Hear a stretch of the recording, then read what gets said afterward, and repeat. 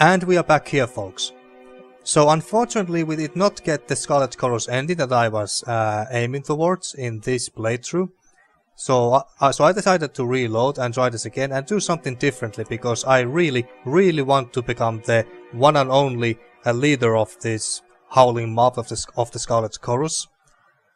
And by the looks of it, killing the voice of Nerad is not the way to do that. Or maybe I should have done something earlier, like some other quest or something that would have given me way more loyalty with the Scarlet Chorus or something like that. I don't know. But anyway, so let's try this again. Maybe I am have to submit my loyalty to the voice of Nerad, or maybe I'm have to fake it. Maybe I'm have to be like, oh yeah, I'll kneel before you and stuff, and then I just kill him when he turns his back on me or something like that. I don't know. But let's try this again, one more time.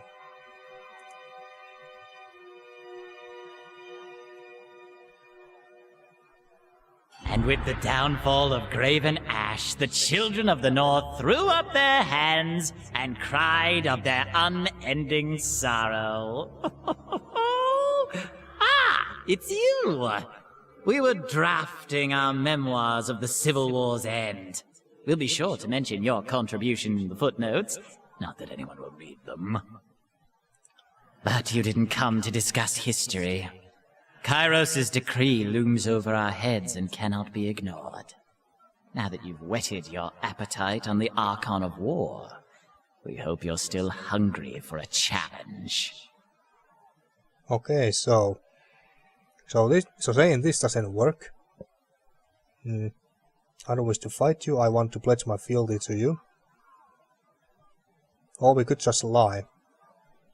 Well, let's go with this anyway. Bow to me. You have been a fair ally, and I would prefer not to destroy you. Oh, your wrath and ambition is just adorable. Really, it is. So too is your stupidity. We have been conquering kingdoms since before your great-grandparents festered in the womb. You will bow to us, child, and you will know your place. The implications of this culling can't have escaped you. Only one Archon may rule the tiers, and you are nothing if not one of us. You understand what must happen next. Okay. And saying this doesn't really help. I guess that the only thing that we can try to do is to lie. I would rather supplicate myself before you, Archon. Lies! Lies! We have peeled back the veil, and your every malfeasance and improper speech is laid bare before our eyes. Your effort was not lacking, only your execution. Perhaps we should start from the beginning. The beginning. Okay, so insufficient reputation. Okay, so I guess our reputation with the voice of Nerad has not been has not been high enough. And yeah, that's true. So he's not buying it. So I guess that he sees through our lie. But if we are honest about it, I don't wish to fight you. I want to pledge my fealty to you. Let's see how he's going to respond to this. A budding Archon and servant of the court wishes to bend the knee before our magnificence. What a fascinating turn! What a fascinating turn! Turn! The voice pauses to consider the possibilities. No gesture of fealty is complete without its offering. No rings or promises will do, no. The offering must be made. Sacrifice before us. A sacrifice, he said. And a sacrifice we meant. Let me guess. He wants a verse, still. The flames licking in his shoulder flare up, momentarily forming a pair of question marks. Those who travel with you, one of them must be delivered to us as a gesture of good faith. Good faith, we say. What happens to them is none of your concern, save that it is the price of your supplication. If you are indeed an Archon, you should value them as tools alone, made for your use and disposal. Some of the flames from under the voice's collar leap up in a violent motion. You hear the voices in your head? Now is not the time to let your morals stand in the way of power. You need allies more than you need friends. We can be both to you. Take this moment to think on it. Okay. Is that monster suggesting what I think it is? I am the last to agree with Nerat, but I don't believe it could retain itself if you did what it's asking.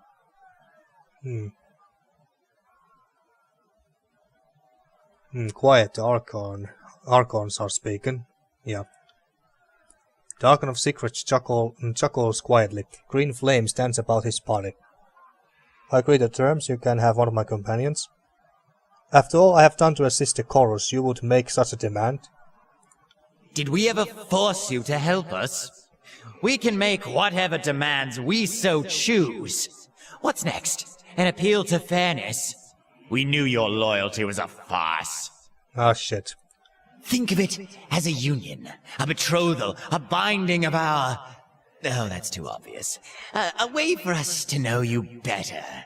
Much better, much better. I agree to these terms, you can have one of my companions. You dare make such a demand? Bow to me and I will pretend this conversation never happened. I don't think that's gonna fly. You of all people should understand the value of a proper gang. I have other followers, but you can't have my closest agents. I need to know exactly what you plan on doing with my loyal subject before I make such a decision. I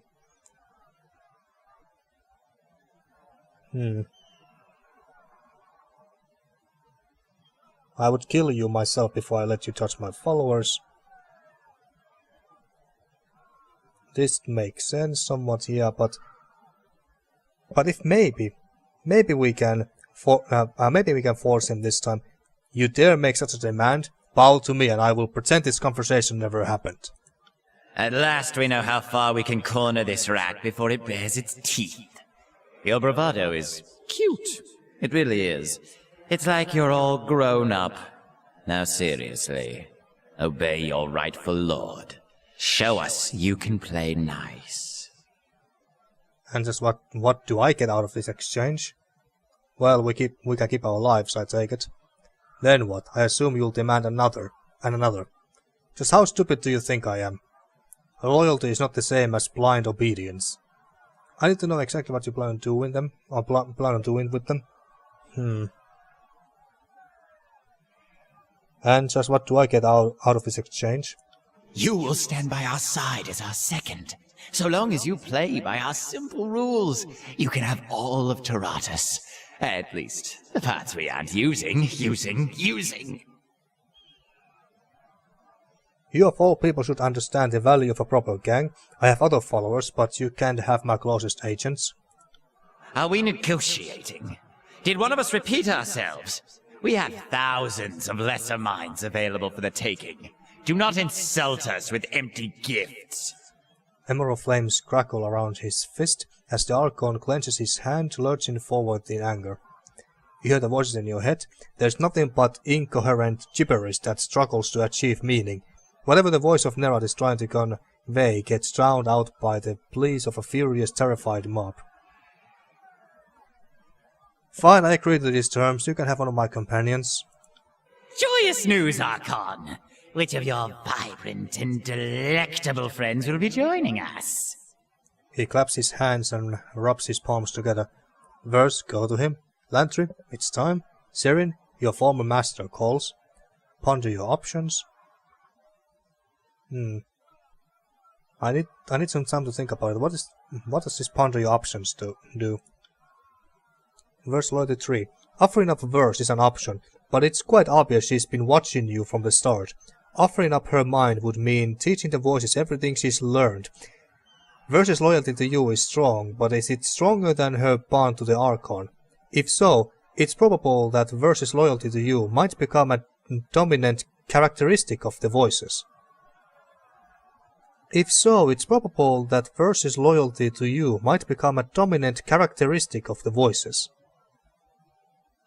So, if I'm understanding this correctly, if the voice of Nerat takes Verse and consumes her, I suppose, and then Verse's loyalty to us might make the voice of Nerat loyal to us, and then submits to our power and bows to us. That's what I'm getting. That's a very interesting thought, but I don't want to give out verse out of all my companions. A dangerous option would be hanging over Sirin. Yeah, I was thinking that too. Considering Nerat's naked lust for power, angering Kairos is likely the only reason he hasn't consumed her already. However, Sirin's hatred of the voice of Nerat is her third most obvious feature, and she would likely sing-scream on her way down. But if her power surfaces in the Archon of Secrets, he won't be wearing her crown. Sorry, I have to reread this. However, Sirin's hatred of the voice of Nerat is her third most obvious feature, and she would likely sing-scream on her way down. But if her power surfaces in the Archon of Secrets, he won't be wearing her crown. Okay, not sure what that means exactly, but fine. Lantry loyalty 3. You could always give him Lantry, though he's been keeping close notes on you, and there is no knowing what little detail Nerat might find usable. With luck, Lantry's faithful nature might be what surfaces. If the Archon had Lantry's feelings for you, his surrender would be all but instant. Ah, maybe I should give him Lantry instead. That would be a very good idea, I think. And besides, imagine all the knowledge inside the voice of Nerat, which Lantry would have all access to. Or at least I assume that's how it works, I don't know. But that's actually very interesting. Oh, now you feel like contemplating the infinite. Okay, Lantry, it's time. Me? But I am expendable. How did I not see this coming? Fine. I won't beg or grovel. Let's just be done with this insanity. The old man signs, shaking his head with a resigned scowl. He steps forward, limbs trembling. Don't think of this as death, Scribbler. You will find new life, new meaning in us. This we guarantee. Mm-hmm. Now this is gonna be interesting.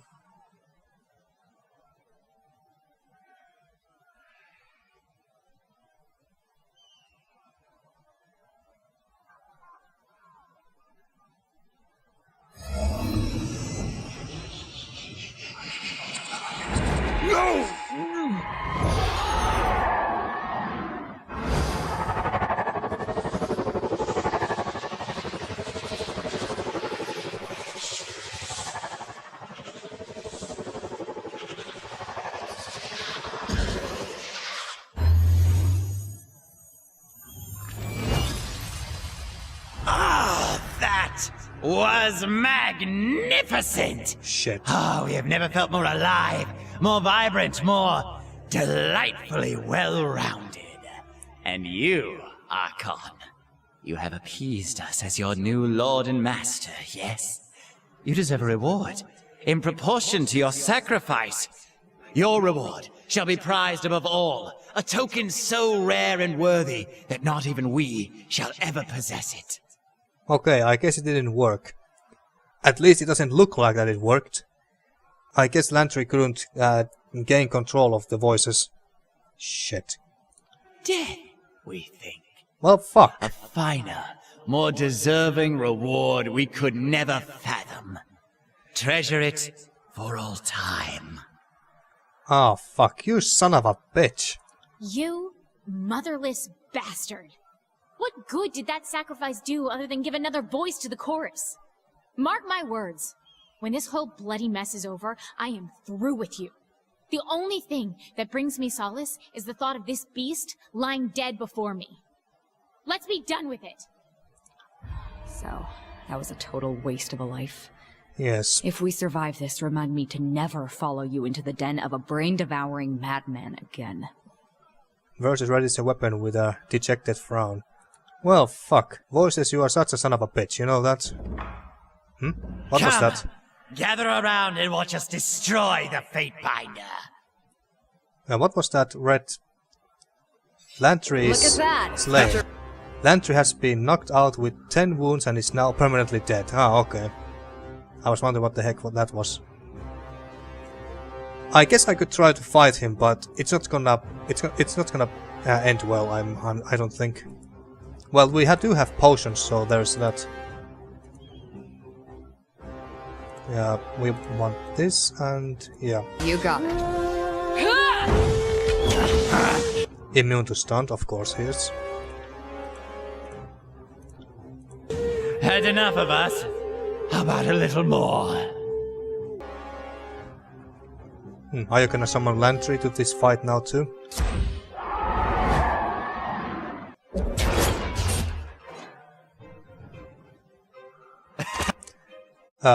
Verse, attack something, please. Bleed out, you little shit! Ignite your weapon in flames. And you buff our allies. There we go. Do that. Spin around and make them bleed. Although I don't think that these things can bleed, but whatever. Increase our damage.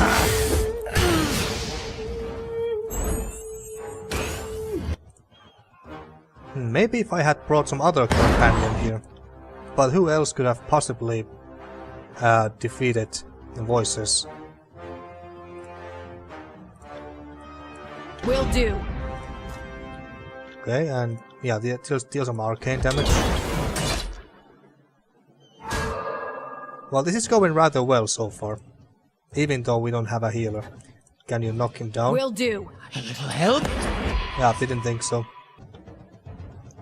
And Amelia, okay. Do that even though it doesn't really work on him. You I'm attack Amelia. Do that. Knock Amelia down. I can't move! Combo interrupted. Oh, I'm petrified. Well, that's not good. Not good at all. Can you... No, I can't drink. Shit. Spin around. Bleed out, you little shit! Good. Got some healing from that.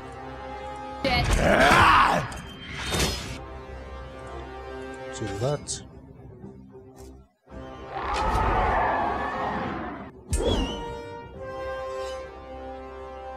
Okay, now he got a bow. Okay. Can we move now? Yes, we can. Okay. Let's drink a potion. What did this do? That doesn't work on him, I don't think. Neither does confused. Let's steal some armor from him. I can't move! Oh, we are paralyzed or something. Yeah, paralyzed. Had enough of us? How about a little more? 100 blood.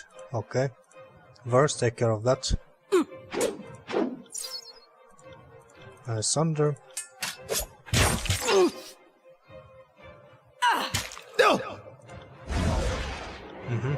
Teleportation, fine.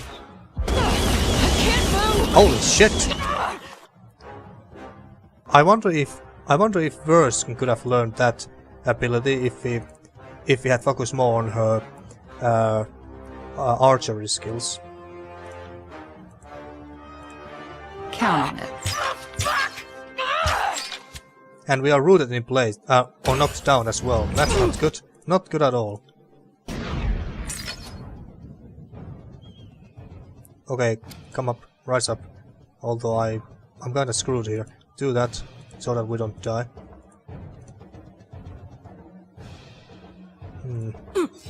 Deal some arcane damage.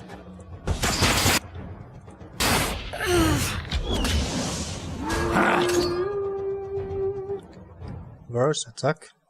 Not a problem, boss. We are dealing less damage now, but at least we are not dying. Sorry. Do that. Right. And you can't do anything else yet. Oh, don't surrender just yet! We've more to show you! And Verse. Spin around. Why must you struggle? Yeah, more damage. I Oh shit, better Verse not is wake down. up dead. Help? Didn't notice that. Fuck. Sunder.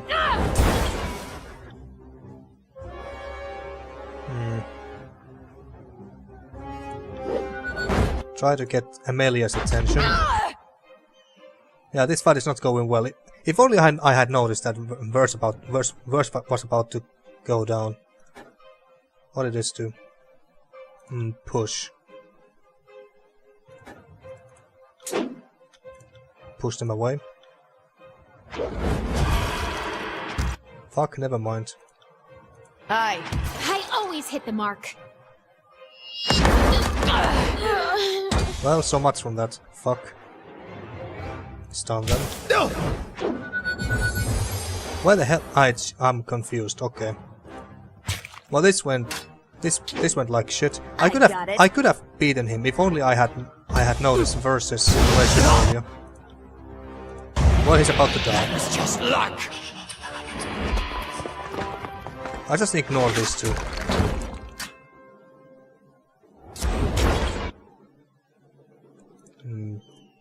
Do I have any other abilities that I could use? Okay, that doesn't help us.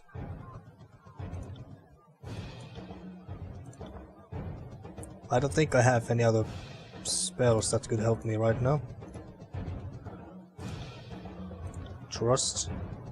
We are just getting started. You're about to die, dude. Knock Amelia down.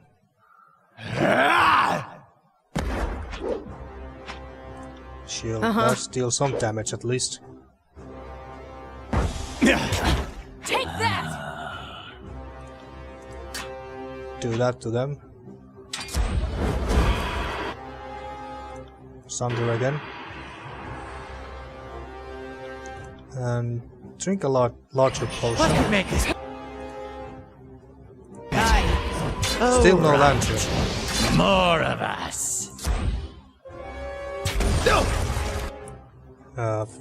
Sunder. Oh fuck, we are knocked down. Then we have to use Ignite Brand. Come on, rise up. Do that. On it. Then we do this. Don't surrender just yet. We've more to show you. Have a taste Come on. of our nightmares. Don't fall down. Shit. That's it. Bleed for us. Come on. Sunder. There we go. There we go. Shield dash. Got it. I can't Shit. move! I'm about to go down. Fuck. I should have taken a potion. Yeah. Okay, so that happened. Maybe it's a bit randomized. That whether Lantry or Verse or whoever I sacrificed to him could have taken over. Maybe it's a bit randomized. So let's give it another shot. Okay, let's think about this. Let's check out our companions and the loyalties. Lantry is very loyal.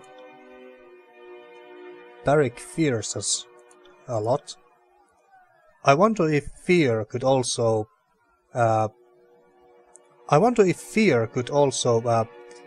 play for our advantage.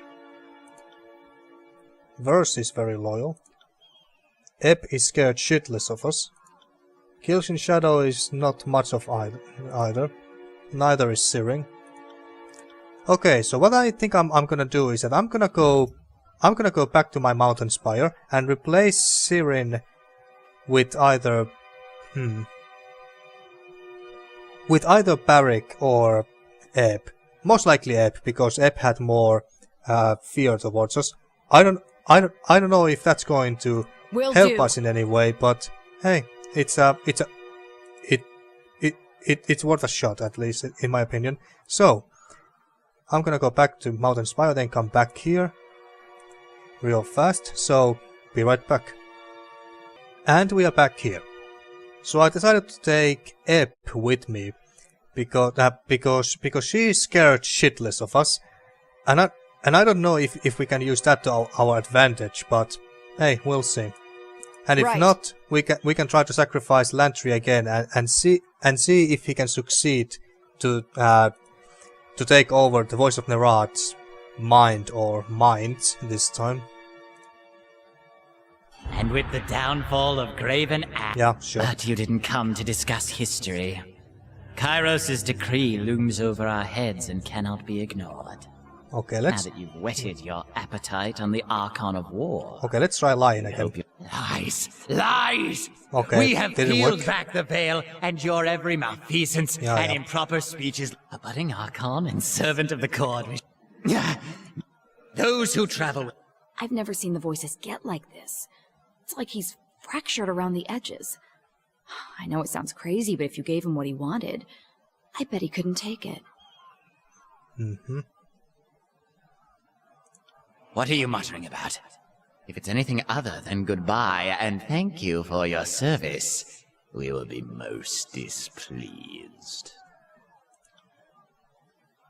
Okay. Let's just agree straight away. Joyous news, Archon! Which of your vibrant and delectable friends will be joining us? Let's punt our options. So verse. Offering up the verse is an option, but it's quite obvious she's been watching you from the start.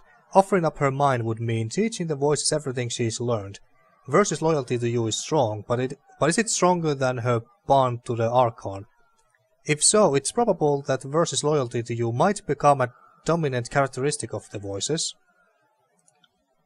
You could give him Ebb, though doing so most assuredly teaches him everything she knows about you and the mystical arts. Not that we know much about mystical arts or magic in general. Ebb's headstrong personality could dominate the Archon, which could reduce Nerad to helplessness, or she might hate you so deeply for sacrificing her that she simply uses her last thoughts to encourage the Archon to slay you. Okay, so she's scared shitless of us, so that could easily turn into hatred, so that is not most likely going to help us in any way. Well, shit. You could always give him Landry, though he's been keeping close notes on you and there's no knowing what little detail Nerad might find usable. With luck, Landry's faithful nature might be what surfaces. If the Archon had Landry's feelings for you, his surrender would be all but instant. Oh, now you feel like contemplating the infinite. I kinda want to send Ebb, just to see what happens. I doubt that this is going to work in our favor in any way, but I just want to see what happens. Ebb, it should be you.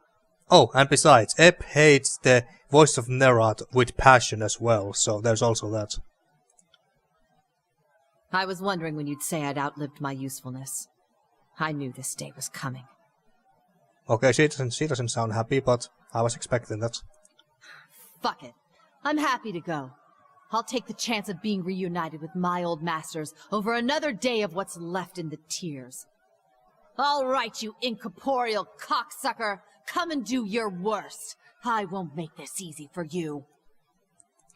We never expected you to, child. Your struggle will make our joining all the sweeter. Okay, let's see what's going to happen.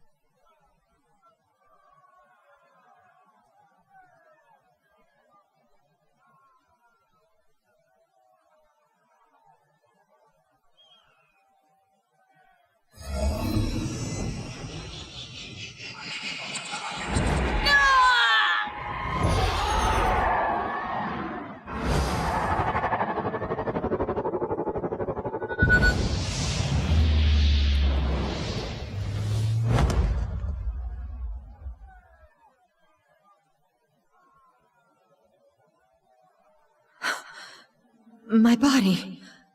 It's so lifeless. Oh shit! Oh, it's happened to me. I can't feel my beat. Hands start about the crimson robe, straight across her newfound body. Ebb shuffles sideways, testing out her new sea legs.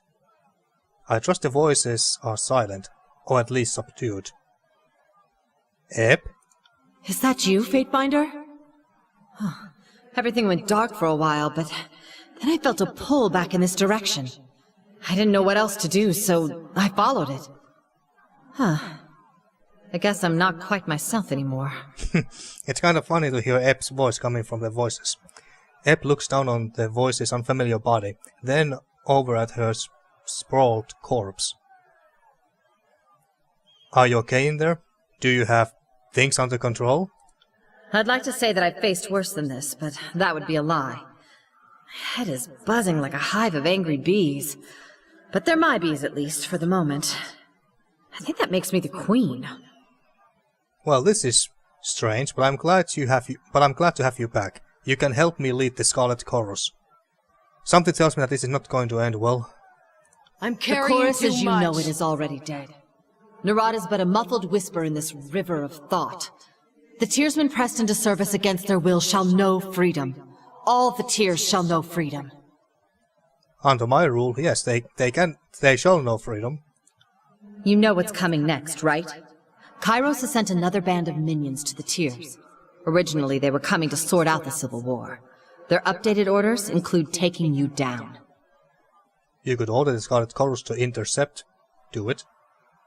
I don't want war with Kairos. How do I end this peacefully? Anything else I need to know from that pile of secrets? If such things interested you, why didn't you volunteer yourself for this fate? Because the game didn't give me that option, my dear. You could order the Scarlet Chorus to intercept. Do it.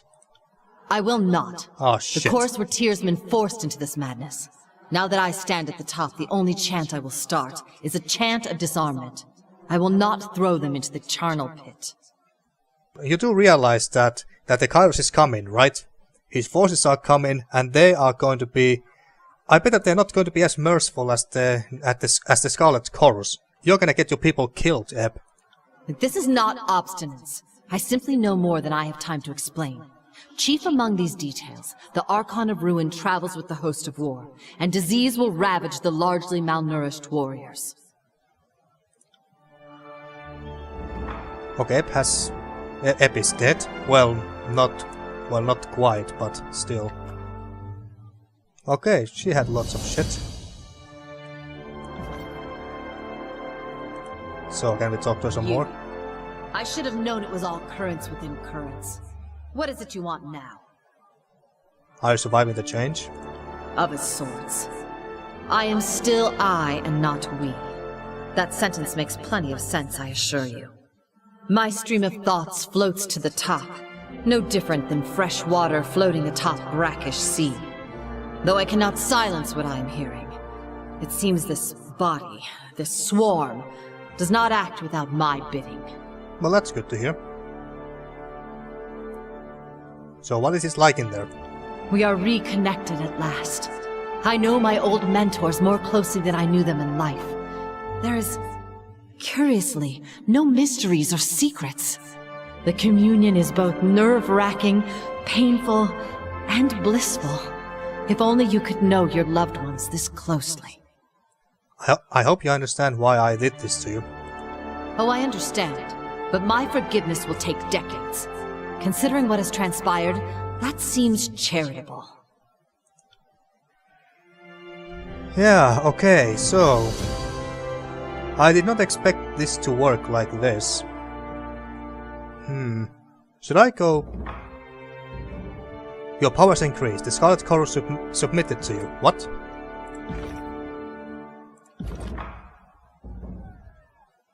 Okay, the Scarlet Chorus, where are you? Ah, they're on top here. Okay, so they are...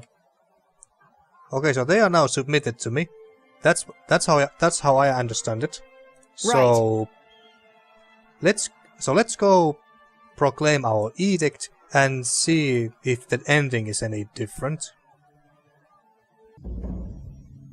Although I personally still think that it would have been more fitting if Lantry had become part of Voices or taken over his body. I'm sure he would have been more thrilled. Maybe I should try it again. Maybe I'll do that off screen, and if it works, then I record it. And same stuff with verse. Yeah, okay, that's been dealt with. Okay, but let's see what the ending is like this time. We're just gonna do the exact same... Well, any requests? How could you ask such a thing? I can't possibly make such a far-reaching decision. I'm sorry you have more options than you have convictions. Lantry swats his quill at you as he switches to a sepia ink. Can you turn everyone inside out? Or make them piss rings? Damn it, I can't decide. You figure it out. I'll just be in the way. Okay. Well, let's declare war on the voices. Not the voices, Kairos. Again. This will be an opening strike. Perhaps the Tears will conquer the Northern Empire. And let's just say this. Strike at the Overlord where it hurts. Good. I hope the old codpiece feels it from his throne room.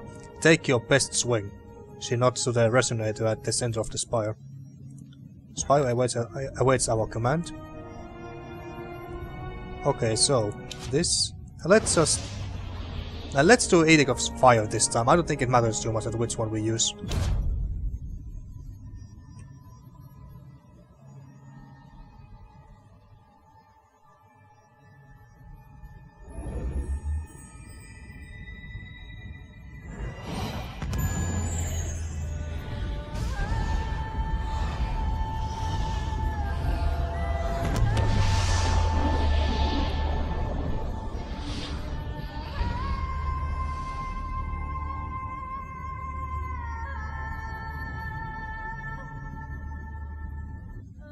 The Tears have been conquered, unified at last under a single banner.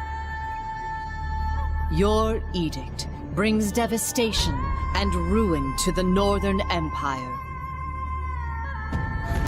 Some believe the edict to be Kairos' work. Others hope, or fear, that this edict comes from a new voice. Kairos' forces withdraw from their march upon the Tears, as they are sent into disarray by your edict. United under the Scarlet Banner, the Tearsmen are reborn as your loyal servants, bound to you by fear and shared victory. The Overlord's conquest of the known world has come to a halt, and the whisper of a challenger to Kairos' power slowly spreads throughout the land. Okay, neat. Your Edict of Fire ignites an unstoppable conflagration in the northern capital, reducing buildings to cinders and sending walls of fire through populated streets. Before anyone knew what was happening, the flames had already burned out of control. All who suffer cry out in agony and confusion that Kairos would allow such a fate to befall the city. As chaos ensued in the Northern Kingdom, the armies marching on the Tears received an unprecedented order. The armies were to fall back to the capital and ensure the safety of its people from the edict. For the first time in Kairos' great conquest, the armies retreated. Soon questions would be asked in a hushed breath across the lands about what new and terrible power had emerged that could force the hand of the Overlord. Okay, that we have noticed already. Yep, this favor is gone. Ah, there we go. You earned the loyalty of the Scarlet Chorus by subduing the voices of Nerad. The mob bosses pledges themselves to your cause, presenting limbs and riches as tribute. Unsuited to peacetime, your personal army continues to swell its ranks through bloody conscription, brutalizing the Tears and preparing to stand against Kairos' inevitable retaliation. Fuck yes, there we go. So that's what we had to do to get this ending. Allowing the voice of Nerad to consume your companion turned out to be a tactical stroke of genius. For what remained of the Archon of Secrets is yours to command, and together you inflict the fury of the Scarlet Chorus upon the last of the opposition. Some whisper of your strange betrayal, shocked that you manipulated your ally to such an end, but you don't heed the misgivings of the weak. Indeed we don't. Under your guidance, those who resisted the conquest and sowed discontent are vanquished, the rebellion brought to a decisive end. Any lingering question of who is true ruler of the Tears is answered by your impact on the reconstructed nation. Word of your success spreads beyond the Tears as well. Even the most distant corners of the Empire whisper of the Fatebounder who rose to become an Archon, and an Archon whose intervention shattered the conquest, making way for a new future in the devastated nation. United Tears under the banner of the Scarlet Chorus was never your directive, and yet you performed it admirably. Consolidating the Overlord's forces under your rule and grooming the tiers for their place in the new order, the same people who once hurled curses across the seas soon learn to think of themselves as part of a greater whole, extending beyond their modest borders. Okay, we have read this. And this as well. And this. Yeah, we know this as well. With the unbroken all but destroyed, the former citizens of Stalwart. Oh yeah, we have read this too.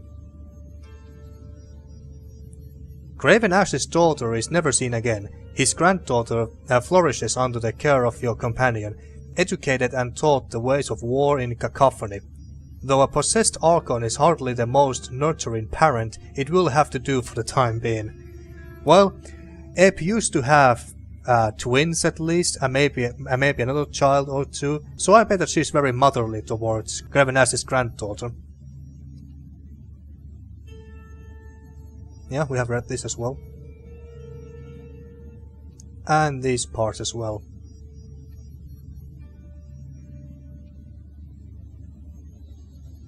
Without interference from outside forces, Leviathan's Crossing flounders under the control of the Bronze Brotherhood. What was once a thriving center of commerce for the tiers quickly devolves into a lawless town, prowled by mercenaries and thugs. Well, maybe I should send the Scarlet Chorus there to rebuild the order there or something.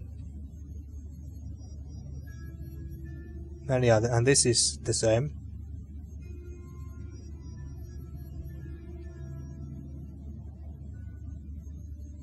This is the same as well. Craven Ash is dead. Swaying the voices of Nerat to your side was an outcome that few could have predicted, least of all the Archon himself. With your companion steering the Archon's will, you bring the full power of the Scarlet Chorus to bear against your enemies, and learn a few trade secrets from your unexpected ally. The voice of Nerat, and his galleries of madness and wisdom, are yours to explore. Fuck yes. I guess Eb is not holding too big of a grudge. And yes, Tunon is keeping the law and order. Bledenmark is dead. And Barrick is out of his armor and serving us loyally. And Verse is doing her own thing. Elantri is studying history as usual. The voices of Eb is initially furious with her new role in the body of the creature that destroyed her former masters, until she discovers them among the personalities in the swirling mist inside her. This inspires Eb to start a new branch of the Tidecasters. With every one of the old masters back in control, they quickly grow in power and acclaim, and soon, with the might of the Scarlet Chorus behind them, become the mightiest mage group in Terratus. Fuck yes. Looks like it was a very good decision to sacrifice Eb. I wonder if this version of the voice of Nerat would have been any more effective if we had sacrificed Lantry, because I don't think that Lantry would have been nearly as productive as the new voices of Nerat. But whatever. And she basically leaves and does her own thing.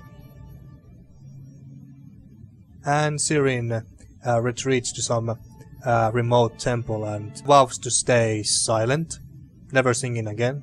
That's a bit sad if you ask me.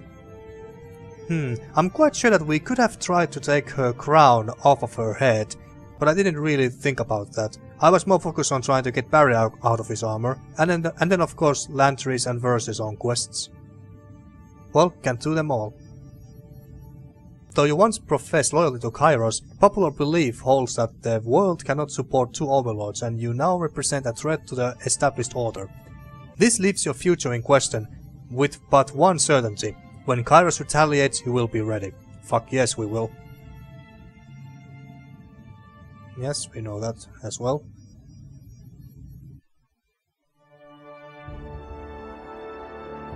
So, that was Tyranny, the Bastard's Wound. Okay, so I think I should give my thoughts on the game. First, what do I think about the hard difficulty, and then the Bastard's Wound expansion in general. So let's start with the difficulty setting. And in case for those who don't know, I played my first blind playthrough of this game without the expansion on normal difficulty. So, is hard that much harder? Well, in the long run, no, it's not. It was actually pretty damn easy. The first act was easily the hardest part of the game in hard difficulty, simply because our characters were not at high level, meaning that we did not have very good weapons, armor or gear in general. We did not have some of the most powerful spells and abilities at our disposal, or talents or anything else like that. And another reason why it was rather difficult in the first act was because I built my character as a tank first and foremost, in order to replace Barrick in the future, so I don't need to keep him with me all the time. So basically we had two tanks, Barrick and me, and then we have Verse, who was our main damage dealer, and then we had Lantry, who was our main healer. Pretty much ever since we first recruited him, I think I left him behind like once or twice, very briefly, but for like 90% of the time he was with us. But anyway, so we only had these four characters in the first act, and since I and Barrick are very tanky, we dealt very little damage in return. So the combat and battles took considerably longer because we couldn't deal that much damage and thus deal with the enemy much faster. So that gave the enemy more time to deal with Verse and Lantry, for example. So yeah, so the first act was easily the hardest part of the game, but once we got through the first act, the rest of the game was piece of cake, really. There were a few tough fights here and there, but they were very rare and far between. And I think we died once, at least 2 or 3 times, I think. But those deaths were mostly because of I did something incredibly stupid, or I was not prepared for something. But once I fought the same enemies again for the second time, I beat them easily because I knew what was coming, and I used potions and stuff like that. And one thing that I noticed is that I used potions in this playthrough more often. I didn't use potions in my first blind playthrough nearly as many times because I didn't need to. I had Lantry healing my party all the time. But then I remember when in my first playthrough I encountered Blade & Mark and I had to fight him. I got my ass kicked 2 or 3 times, and then when I tried it again, I used potions and I beat him with rather ease. And in this difficulty, he was not any more difficult. I just had to use my potions whenever I needed, and he was down rather easily. So the game was maybe slightly harder in the sense that I had to use potions every now and then, but overall it was very easy. It wasn't really that much different from my first blind playthrough on the normal difficulty, except for the first act. The first act was rather difficult. But okay, enough about that. Now what do I think about the Bastard's Wound expansion? Well, to be completely honest with you, I'm rather disappointed with Bastard's Wound. It just didn't deliver nearly as much as the White March expansion did to Pillars of Eternity. And I'll say this first. When Pillars of Eternity came out and I played it through, I think that Pillars of Eternity, the first game, the base game, is okay at best. It wasn't terrible, but it wasn't the most epic and memorable experience either. I mean, there were some great moments here and there, but it was mostly just okay. It was good enough. It's a good game, but it's not nearly as good as Tyranny, the base game, in my opinion. It's not nearly as interesting, and I believe that Obsidian played it rather safe when it comes to the story and the quests and so on. So it was mostly okay. But then the White March expansion came, and remember that the White March was split to 2 parts. So anyway, so the White March expansion came, and I played through that, and I must say that it was fucking epic. I loved the White March expansion for multiple reasons, and I'll come back to those reasons in a bit. But then came Tyranny, and Tyranny, I love the base game. I really love it. I love the settings, I love the characters, including our companions and the Archons and stuff. I like the lore, and I just find the world very interesting. And perhaps the biggest reason why I love Tyranny is that you're not playing as a hero trying to save the world or anything. You are basically at start you work for the bad guy. You are part of the bad guy, so to speak. But the evil and good in this game are not as black and white. They are rather... What I'm trying to say is that there's not really any totally good or totally evil characters either. The morality in this game is rather big grey area. Like if you for example look at the Disfavored and the Scarlet Chorus armies, they both have their morally bad sides, which makes them evil, but they also both have their good sides as well. So I really love how Tyranny explored the nature of evil in a very intelligent and mature way. I really love that. So I love Tyranny overall, and I think that Tyranny as a base game was way better than Pillars of Eternity, and about as good as the White March expansion, when thinking about the overall experience that I got from the game. So when Obsidian Entertainment then announced the Bastard's Wound expansion pack for Tyranny, I was hyped for that, because if the White March and Tyranny the base game were as good as they were, then of course the Bastard's Wound expansion would be just as good, if not even better, right? Well, no, unfortunately it was not. And the reason why is because it offered very, very little compared to the White March expansion. And there's basically two problems that I have with Bastard's Wound, and I'll be comparing it to the White March expansion now. First of all, we didn't really go to anywhere new or interesting place. In the White March, we go to the White March Mountains, which is a cold, snowy, frozen mountainous area. It was like a breath of fresh air and a nice change of scenery. So I really love that about the White March. But in the Bastard's Wound, we don't go to anywhere really new place. We just go to another Old Walls.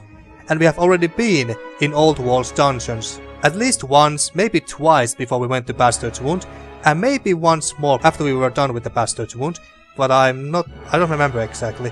But anyway, the point is that we have been in Old Walls before in the base game, so going back to Old Walls again in an expansion set is not that exciting. And then the second thing is that the game didn't give even one more new companion to you. The White March expansion gave us 3 new companions, a barbarian, a monk and a rogue. But the Bastard's Wound didn't give us any new companions. Although the Bastard's Wound expansion did give us companion quests for Verse, Lantry and Barrack. And those were really nice. That's actually one positive thing that I can say about Bastard's Wound. I really enjoyed the companion quests. They were interesting. More interesting than I expected them to be. So I really enjoyed those, but I don't think it would have hurt to have at least one more extra companion. 2 or 3 companions would have been way too much in my opinion, but I don't think that having one more would have hurt so much. Actually, I'm not too upset about the fact that we didn't get a new companion at all, and we did get the companion quest for our already existing companion, so that was neat. But I'm just emphasizing that how much more the White March expansion offered compared to Bastard's Wound. Okay, but then to the third point, and this is perhaps the most important one, and the fact that why I found Bastard's Wound expansion disappointing was because there was no real high stakes involved. There was no big threat that I had to deal with or anything like that. In the Bastard's Wound there was this one big threat looming over the White March Mountains that threatened the people of Stalwart, which is actually quite funny considering how Stalwart is also the name of a kingdom in this game. So anyway, so there was this threat in the White March that was looming over the people of Stalwart in the White March, but the threat was also going to spread outside of the White March Mountains to the Deerwood, which is where our keep and everything was. So if we didn't deal with this threat in the White March, that threat would have spread to Deerwood, destroyed our keep, and then basically destroyed the entire nation of Deerwood, if I remember correctly. So the stakes there were very, very high. But in the Bastard's Wound there is no threat like that, like none whatsoever. We just go to do some fate binding duties in this remote secret settlement inside the Old Walls, and then just do what we have been doing this entire game, do some fate binding duties. Well, sure, the settlement itself was being threatened by the Bane constantly, but we have already fought against Bane multiple times near and inside Old Walls before we entered the Bastard's Wound Old Walls, so that wasn't anything new or interesting. Another thing that really bothered me is that there was this very big Bane thing deeper in the Old Walls, but no one seemed to give a damn about it. I didn't get any quests regarding that big Bane thing. And when I entered that chamber where that big Bane abomination was, he wasn't hostile or anything, he didn't react to us in any way, and neither did my character or my companions react to it in any way. And I was like, don't you care that there's this big Bane thing right here at your doorstep? No one seemed to care, and I didn't get a quest for it. I assume that that Bane thing was not even part of the main storyline, because if it was, I should have gotten a quest regarding the thing, but I didn't. Maybe it was a side quest, which is very weird if you ask me. But if it was a side quest, I missed it completely. So yeah, I really don't know that what was the point of that big Bane thing in the Old Walls, if it was no threat or anything. And I highly doubt that the developers just added that thing there just to confuse us. Maybe it's possible that there was a bug or glitch that prevented me from getting the quest or something. That's also possible, but yeah, so much from that. So there was no big threat, no high stakes, no nothing regarding the Bastard's Wound. We just enter this one settlement and do what we have been doing this entire game since the beginning. Do fate-binding duties, and that's it. That's all you really do. So that's why I'm rather disappointed in Bastard's Wound expansion. Actually, I wouldn't even consider this as a real expansion at all. Well, it does expand the game, but not nearly as much as the White March did, like I just demonstrated to you. But it really bugs me that the Obsidian Entertainment advertised this as an expansion. If you go to the Bastard's Wound Steam page, you can read that they are advertising this expansion as an expansion set, and not as a mere DLC or anything. That's perhaps my biggest problem with this expansion in the end. The fact that they are calling this an expansion, and not as a DLC. If they were calling Bastard's Wound as a DLC, and not something big as expansion pack, although the difference between DLC and expansion packs have been becoming smaller and smaller over the past years, but still, if they would have called the Bastard's Wound as a DLC, I don't think I would have been nearly as disappointed as I am right now. Because when you advertise something as an expansion pack, I am expecting a real expansion pack, like the White March expansion pack for Pillars of Eternity, for example. But so, would I recommend Bastard's Wound to anyone? Well, if you're like me and you love Tyranny a lot, and you just want to have more gameplay, more content, more quests, and the companion quests of course, and more areas to explore, or even though all we explored was just another Old Walls dungeon and nothing more. So if you just want to have more stuff to do basically, then go ahead, get Bastard's Wound. It's not a terrible investment, it's an okay DLC, but I suggest that you see it like that, a DLC, and not as an expansion pack. But if you're looking for something totally new, totally fresh, a change of scenery, and a whole new epic memorable story like the White March in Pillars of Eternity, then you can pass this one out. Trust me, you are not losing anything. I think you can still play Tyranny, the base game, without the Bastard's Wound expansion, and not lose anything. You're not losing anything by not buying and installing the Bastard's Wound expansion. So, that's what I think about Tyranny and its hard mode, and the Bastard's Wound expansion. It was a disappointment, to be honest with you. It wasn't nearly as good or interesting as the White March, and it didn't offer nearly as much, and overall the main problem that I have with it is that it was called an expansion pack, and not as DLC. If Bastard's Wound was called as DLC from the beginning, then I wouldn't have been nearly as disappointed. But I'm going to end this video, and thus this Let's Play here finally. Thank you for watching my second playthrough on Tyranny the Bastard's Wound on hard difficulty. I am planning to come back to Tyranny in the future, because the replay value of this game is very high, in my opinion, so I'm definitely gonna come back to this game at some point in the future. Not in any near future, but a distant future anyway. And next time I'm gonna make a mage-like character who focuses on spells and stuff and doesn't go anywhere near the front lines. He just casts spells from afar from the back line. So that's what I'm gonna do next time. I'm not sure if I'm going to play on the hard difficulty again, or am I going to take the risk and try the Path of the Damned difficulty, which is the hardest difficulty in this game. But we'll see. So, again, thank you for watching my second playthrough of Tyranny, the Bastard's Wound on hard difficulty, and see you next time in a new CRPG Let's Play, which is most likely going to be Pathfinder Kingmaker, which should come out very soon, unless it gets delayed, but we'll see. So, see you then, and once again, thank you for watching.